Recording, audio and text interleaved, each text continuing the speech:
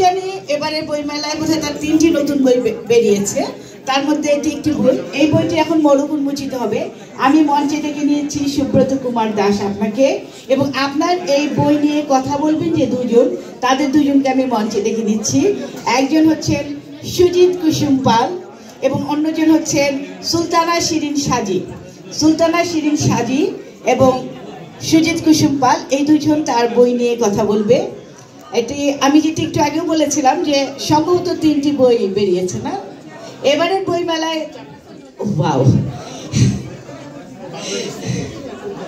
Wow, Bangladesh থেকে একটি, কলকাতা থেকে একটি এবং কলকাতা থেকে 3টি, মোট 4টি বই প্রকাশিত হয়েছে। এটা একটি বিরাট ব্যাপার। হ্যাঁ, আমি মনে করি আসলে এটি আমাদের সকলের গর্ব প্রবাসী হিসেবে। প্রবাস জীবনে 4টি বই, এটি একটি বিরাট ব্যাপার। অভিনন্দন আপনাকে, আগামীতে আরো পাবো আমরা আশা করছি। আমি আর কথা বলাচ্ছি না, আপনাকে মাইক দিয়ে দিচ্ছি। অনেক ধন্যবাদ রানা আপাকে। আমরা যে প্রচলিত মোড়ক উন্মোচন সেটি করার জন্য প্রস্তুত ছিলাম না, সেই জন্য এটার একটা প্রচলিত যে একটি আবরণ দেয়া তারপরে উন্মোচন করা সেটি হয়নি।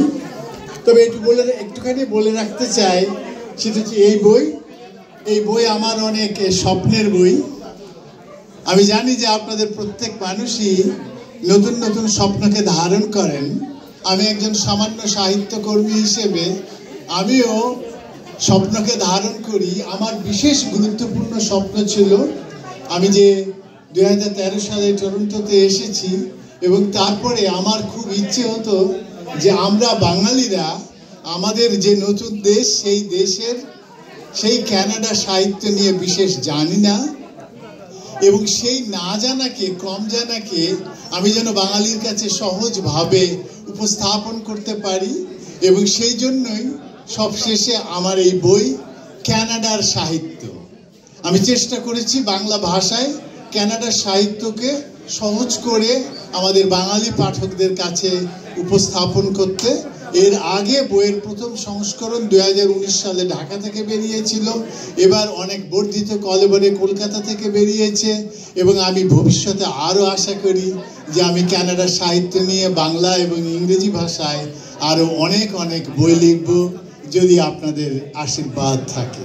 এবার আমি সাজিয়া আপাকে দিচ্ছি কিছু বলার জন্য। ধন্যবাদ সুব্রতদা। আপনারা যারা এসছেন আজকে এই বৈরী পরিবেশে, অথচ এত সুন্দর বইমেলায়, আমি রানা ভাবিকে, শামসুদ রানাকে সাধুবাদ জানাই। এই 13তম বইমেলা পর্যন্ত উনি চালিয়ে নিয়েছেন এবং নিচ্ছেন। আগামীতেও আমরা আসবো, যত বৈরিতাই থাকুক। আমরা তো যেই দেশ সেই বেশ, মানতেই হবে।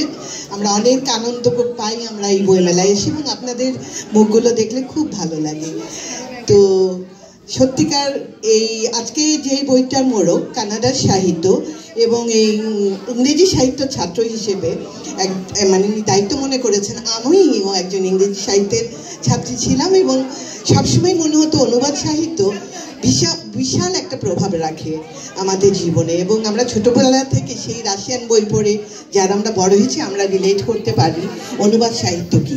তো এই বইয়ে কানাডার পোয়েট লরিয়েট অনেক লেখকদের সাথে এবং অন্যান্য লেখকদের নিয়ে উনি লিখেছেন, এবং এটা আমার মনে হয় সবার পড়ার জন্য, যারা আমরা সাহিত্য অনুরাগী তারা যেন এটা সংগ্রহ করি এবং পড়ি।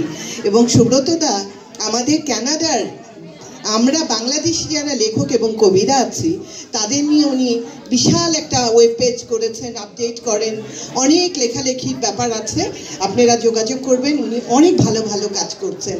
আমি গত বছর ওনার একটা লেখার অনুষ্ঠানে গেছিলাম রাইটার্সদের নিয়ে। এটা আমি মনে করি এটা একটা বিশাল কাজ।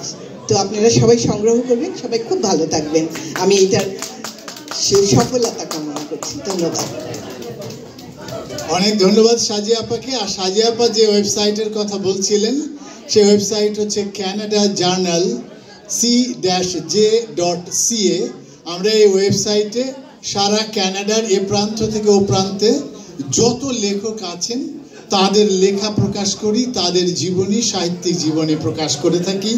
যাদের জীবনী ইতিমধ্যে প্রকাশিত হয়নি, আপনারা যদি আমাদেরকে পাঠান তাহলে আমরা সেখানে উপস্থাপন করে এটা একটা বাইলিঙ্গুয়াল ওয়েবসাইট, বাংলা এবং ইংরেজি। আমরা আনন্দিত হব, খুশি হব। এবারে কথা বলবেন টরন্টো থেকে আগত গবেষক লেখক সুজিত কুসুম পাল। ধন্যবাদ। আজকের প্রবন্ধিক, গবেষক, উদ্যোক্তা সুব্রত কুমার দাস। প্রথমে আমি একটা জিনিস যেটা আমার মনে আসছে, এই যে আমার বাম পাশে একজন স্বপ্নবাজ পুরুষ, আর আমার সামনে মনে হচ্ছে সব উৎসববাজ মানুষ। সেই উৎসববাজি আর স্বপ্নবাজি মিলে আজকের সন্ধ্যাটা আনন্দময় হয়ে উঠুক। এই আনন্দের ফাঁকে আমি বলতে চাই, এই গ্রন্থটি একটি দালিলি গ্রন্থ হয়ে উঠেছে। এই প্রথম কোনো বেঙ্গলি ক্যানেডিয়ান ইংরেজি কিংবা বাংলাতে ক্যানেডিয়ান লিটারেচার নিয়ে এই প্রথম বইটি রচিত হলো। এটি একটি ঐতিহাসিক গ্রন্থ। একদিন উনি থাকবেন না, আমি থাকবো না, কিন্তু এটা লাইব্রেরিতে থাকবে, মিউজিয়ামেও থাকবে, যে প্রথম যিনি বাংলা দেশ থেকে এসে কানাডার সাহিত্যকে মনে প্রাণে গ্রহণ করে কানাডা সাহিত্যের সাথে বাংলাভাষী পাঠকদের সাথে সংযোগ ঘটিয়ে এই যে একটি ইন্টেলেকচুয়াল সেতু নির্মাণ, এটি এই স্বপ্নবাজ সুব্রত কুমার দাসের গ্রন্থ। আমি বলতে চাই, এটি তার মগজতারিত উপাদান দিয়ে একটি হৃদয় জাগানো প্রকল্প। যে প্রকল্প রয়েছে 332 পৃষ্ঠার মধ্যে 37টি অধ্যায়। এখন আপনারা যদি একটা রেস্টুরেন্টে যান, কি হয়, রেস্টুরেন্টে প্রথম একটা অ্যাপিটাইজার দেওয়া হয়। সেই দিক থেকে আমি বলবো, এই গ্রন্থের অ্যাপিটাইজার হলো তার প্রাককথন নামে যে একটি ভূমিকা। আমার দৃঢ় বিশ্বাস, এই তার ইন্টেলেকচুয়াল মশলা দিয়ে রন্ধনকৃত যে প্রথম অ্যাপিটাইজারটা, এটা পাঠ করলে আপনাদেরকে মেইন মেনুর জন্য অপেক্ষা করতেই হবে। আর যদি অ্যাপিটাইজার শেষ করেন, দেখবেন সামনের বিরাট টেবিলে বসে আছেন কোথাও মার্গারেট অ্যাটউড, কোথাও মাইকেল অন্দাজে, কোথাও এলিস মানরো। আরেকটু যদি এগিয়ে যান, হ্যাঁ, দেখবেন এজরা পাউন্ডের অনুসারী গজল রচয়িতা ফিলিজ ওয়েব।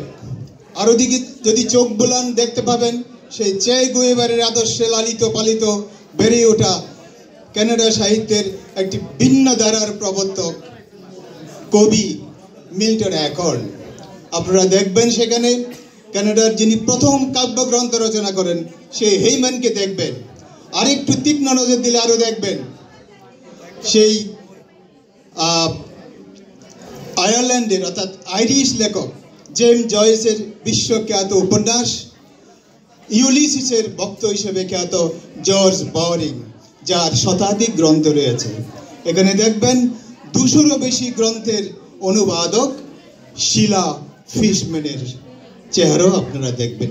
আমি সংক্ষেপে শুধু এইটুকু বলতে চাই যে যদি আপনারা কানাডা সাহিত্য নিয়ে পড়তে চান, তাহলে কি দরকার? আপনারা যখন একটি নতুন শহরে যান, নতুন ঠিকানা জানতে হলে একটা জিপিএস দরকার। এই বইটিতে যে পরিশিষ্ট আছে, যে রেফারেন্সগুলো আছে, এগুলো জিপিএস হিসাবে আপনাকে ভ্রমণে সহায়তা করবে। বলা যায় এটি একটি বাতিঘর। এই বাতিঘর আপনাকে হাতছানি দিয়ে মূল শহরের দিকে ডাকবে, যেই শহরের নাম কানাডীয় সাহিত্য। ভালো থাকবেন। আজকের সাংস্কৃতিক সন্ধ্যায় আপনাদের আরো একবার আনন্দ বিবাদন। ধন্যবাদ। ধন্যবাদ আপনাদের তিনজনকেই, সুব্রত কুমার দাস, সুব্রত দা এবং সাজিয়াপা এবং সুজিত কুসুম।